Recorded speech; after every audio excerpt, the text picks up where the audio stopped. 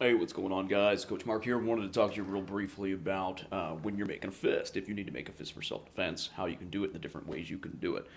We teach a lot of the guys that we train and work with, especially law enforcement, to use open palms.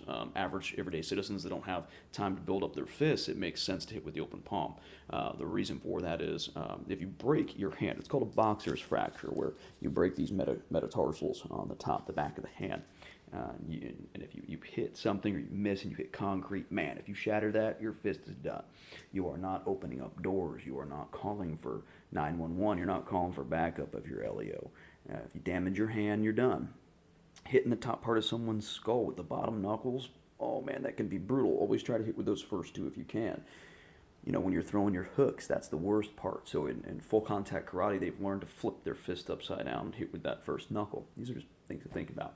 Some people's hands or fingers are too long, so what ends up happening is they do this and their hand ends up kind of, I can't even do it, but like these knuckles actually protrude more than those knuckles, and it does take some drilling. The way I got used to this was as I would walk around, I would literally just touch my two knuckles on every corner. Let's see if I can get this. It doesn't matter if you're doing it this way. Just touch your knuckles, almost like you have some kind of tick, and just go around and touch your first two knuckles to everything. That way, when you start to hit the bag, it'll become intuitive to use those first 2 points of your fist. That's just one little drill.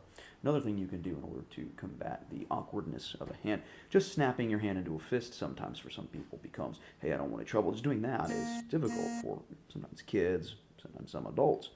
They're just not, it's a motion they're not used to doing. You can solve some issues by doing what's called a Shuri Fist. That means my index finger is down, and what that does, it allows these knuckles to kind of come inwards a little more. Something to think about. I've also seen people just putting the thumb and resting the thumb here, and maybe even a Shuri Fist where they rest a thumb on the index finger.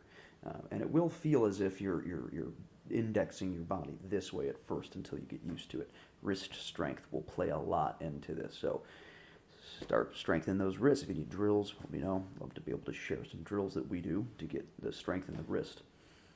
With that said, once you get pretty efficient with this and you've built up your first two knuckles, you can experiment with things like I've been discussing with a friend of mine on YouTube. So shout out, my friend. Thanks for being interested in this, because most people, quite frankly, are not interested in the difference between like open palms, hollow hands.